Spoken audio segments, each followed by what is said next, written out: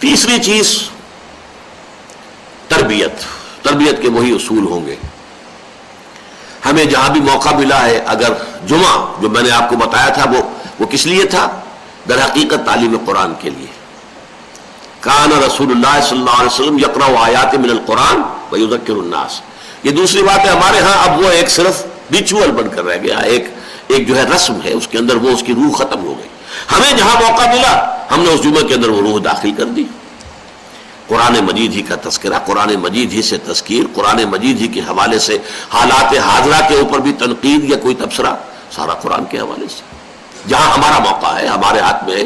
ورنہ یہ ہے کہ بہرحال ہمیں اس کی جگہ اپنے ہفتے وار اجتماعات رکھنے پڑے ہیں. یعنی جو کام جمعے سے ہو جانا چاہیے تھا وہ اب جمعے سے تو حاصل نہیں ہو رہا، وہ تو ایک رسم بن گئی، رہ گئی رسم ازا روح بلالی نہ رہی، فلسفہ رہ گیا، تلقین غزالی نہ رہی. لہذا اس کے لیے ہفتے وار اجتماعات اور درس قرآن. ہماری سب سے بڑی علامت جو ہے تحریک تنظیم اسلامی کی وہ درس قرآن، درس و تدریس. اب یہ 1 ایئر کورس جو مکمل ہو رہا ہے اور پرسوں اس کی انشاءاللہ تعالی جو ہے اس اتوار کو اس کی تقریب بھی ہے، تقسیم اسناد کی، اور میرا ایک خطاب بھی ہوگا. کراچی میں ہو رہا ہے. یہ سارا کام جو ہو رہا کس لیے؟ قرآن کا پڑھنا پڑھانا سیکھنا سکھانا، تاکہ وہ انقلابی فکر جو ہے وہ مستحضر رہے ذہن کے اندر، تازہ رہے، اس کے اوپر کہیں گرد و غبار نہ آ جائے. پھر نمبر 2 یہ کہ سب مطاعت کا عادی ہونا. یہ جو ڈسپلن ہے تنظیم کا، اس کی پابندی کریں گے تو سب مطاعت کی جو ہے وہ خوب جو ہے پیدا ہوگی، عادت ہوگی. اجتماع ہے، جانا ہے. چاہے آپ کہیں کہ صاحب وہاں کچھ حاصل تو خاص نہیں ہوتا، لیکن ڈسپلن کا تقاضا ہے کہ جائیں. چاہے وہاں خالی بیٹھے رہیں، لیکن آپ نے ڈسپلن کا تقاضا تو پورا کر دیا نا. آپ کو معلوم ہے فوج میں کیا ہوتا ہے؟ فوج میں جو سارے سال ایکسرسائزز ہوتی رہتی ہے کائے کے لیے؟ پاکستان بنے ہوئے جو اب 53 سال ہو گئے، اس میں کتنے دن فوج لڑی ہے؟ گنتی کے دن ہو گئے، 50 دن ہوں گے. اور کتنے ہوں گے؟ میجر صاحب بیٹھے ہوئے ہیں یہاں پر، سارے دن جوڑ لیجئے جو بھی جنگیں ہوئی ہیں تو کتنے دن ہو جائیں. لیکن یہ سارا سال مشقیں کیوں کرتے رہتے ہیں؟ ادھر سے ادھر، ادھر سے ادھر، ایکسرسائز. یہ ایکسرسائز ہے کہ جو در حقیقت چاق و چوبند رکھتی ہے. ان کا حاصل اس وقت جنگ نہیں ہوا، بہت خرچ ہوتا ہے بے تحاشا، اس کے اوپر پیسے خرچ ہوتے ہیں. ایکسرسائز ہوتی ہے، یوں ہی تو نہیں ہو جاتی. ٹینک نکلتے ہیں، جہاز اڑتے ہیں، تو سارا کچھ خرچ ہوتا ہے تب. لیکن یہ کس لیے ہے؟ تاکہ چاق و چوبند رہے کارکن. تو نظم کے تحت اجتماعات کا جو نظام ہے اس کے جو پابندی کریں گے، پھر انہیں ہم ملتزم کہتے ہیں کہ واقعی وہ چمٹے ہوئے. التزام کے معنی چمٹ جانا، لزوم چمٹ جانا. وہ ہے ملتزم رفقا کے جو نظم کی پابندی کر رہے ہیں. تو اس سے یہ ہے کہ اس ڈسپلن کا عادی انسان ہوتا ہے. تیسرا ایمان بالآخرہ کے حوالے سے تن من دھن. اب اس میں ظاہر بات ہے کہ مختلف لوگوں میں فرق رہے گا. کس درجے ایمان پینیٹریٹ کر گیا ہے، ہر شخص کے اندر اس کا معاملہ علیحدہ ہوگا. کس شخص کے اندر کتنی گہرائی اس ایمان کی ہے، کس شخص کے دل میں کتنا یقین پیدا ہو چکا ہے کہ اصل زندگی آخرت کی زندگی. لہذا اسی مناسبت سے وہ ایثار کرے گا، قربانی کرے گا، جان دے گا، جو بھی کرے گا. اس میں ہم کوئی جو ہے ایک لاٹھی سے، اندھے کی لاٹھی سے سب کو ہانک نہیں سکتے.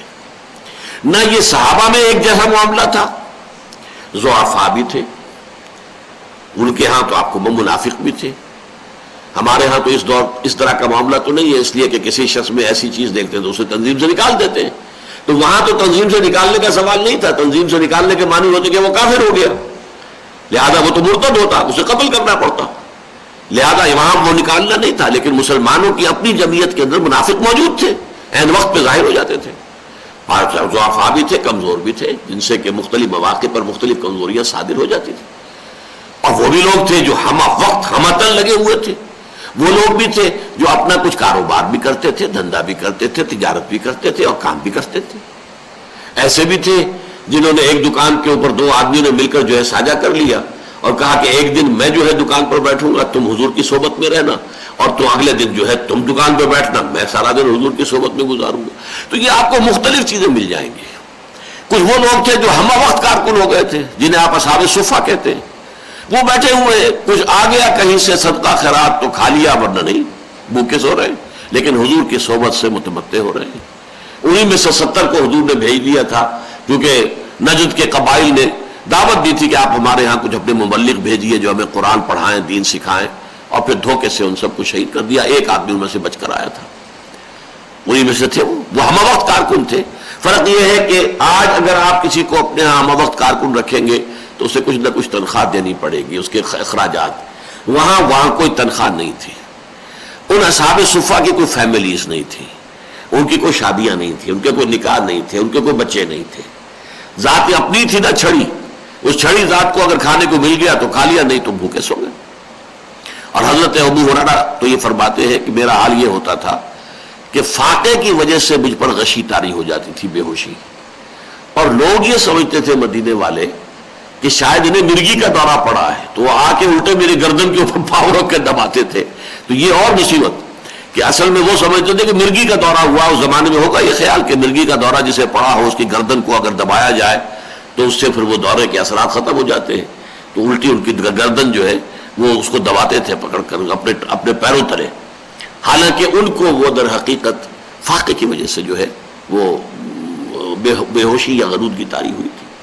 بہرحال یہ معاملہ ہے کہ وہ تربیت کے وہ سارے مراحل جو ہے ہمیں اختیار کرنے ہیں. اور رہ گیا وہ اصل تربیت، وہ میں پچھلے بیان کر چکا ہوں، قیام اللیل. اور پھر اس کے بدل کے طور پر ایک تو تھا وہ قیام 2/3 رات یا آدھی رات یا 1/3 رات. یہ تو رہا ہے صرف 10 مہینے یا 12 مہینے یا بعض آیات کی روح سے 16 مہینے. باقی اس کے بعد جو ہے اس کو نرم کر دیا گیا. فوراً جتنا پڑھ سکتے ہو پڑھ لو. اس کو مزید نرم کیا گیا. علم ان سيكون منكم مرضى واخرون يضربون في الارض يبتغون من فضل الله واخرون يقاتلون في سبيل الله فاقرؤوا ما تيسر منه واقيموا الصلاة وآتوا الزكاة واقرضوا الله قرضا حسنا. یہ گویا کہ بدل کے طور پر اس کے دے دیا گیا. ہاں جو ہمت کرے، جس کے لیے بھی اللہ تعالیٰ آسان بنا دے، وہ تہجد کی نماز کا بھی التزام کرے، رات کو کھڑا ہو. ان ناشئۃ اللیل ہی اشد وطئا واقوم قیلا. یہ ہمارا نظام رہے گا. باقی نماز ہے، اقیم الصلاۃ لذکری، روزہ ہے تاکہ اپنے نفس کے تقاضوں، حیوانی اور جبلی تقاضوں پر کنٹرول حاصل کرے. زکوٰۃ ہے، انفاق ہے، صدقات ہے تاکہ مال کی محبت دل سے کھٹچی جائے. ان چیزوں میں کوئی فرق نہیں ہے. وہی کام جو حضور نے کیا تھا وہی ہمیں کرنا ہے. دعوت ایمان بذریعہ قرآن، اپنے فلسفے نہیں، اپنی تصانیف نہیں، اپنی تقاریر نہیں. ہاں قرآن کو سمجھانے کے لیے تقریر ہمیں کرنی پڑتی، یہ دوسری بات ہے، کیونکہ قرآن عربی زبان میں ہے جو ہماری آج لوگ نہیں سمجھتے. اس کا مفہوم واضح کرنا، جبکہ حضور کے لیے یہ تھا کہ قرآن آپ پڑھتے تھے، آپ خود عرب تھے، آپ کی زبان عربی تھی، جن سے آپ مخاطب تھے وہ عرب تھے، ان کی زبان عربی تھی. تو از دل خیزت بر دل ریزت، اس کی کوئی تشریح کرنے کی لمبی چوڑی ضرورت ہی نہیں تھی. لیکن یہ کہ میڈیم قرآن، تنظیم بیعت کے ذریعے سے، تربیت کا وہی نظام.